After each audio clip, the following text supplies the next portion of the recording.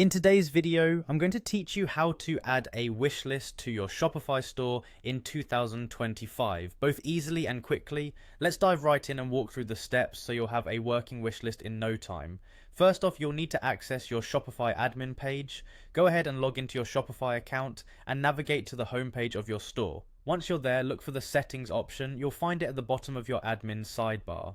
Clicking on settings will reveal a variety of configurable options. Today we're focusing on the apps and sales channels, so click on that to move forward. Now you're in the apps and sales channels section. Here, locate and click on the link to the Shopify App Store.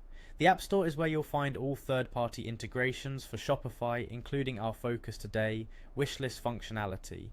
Once you're in the Shopify App Store, utilize the search bar to type in Wishlist. Hit enter, and a selection of Wishlist apps will appear.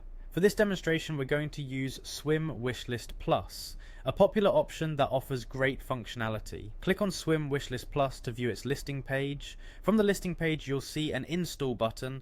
Click this to begin adding the Swim Wishlist Plus app to your store. You'll be prompted to confirm the installation. Go ahead and click Install again to finalize the setup. After it's installed, it's time to proceed with the setup. Head back to your Shopify admin page where you'll see the app is now available in your apps list.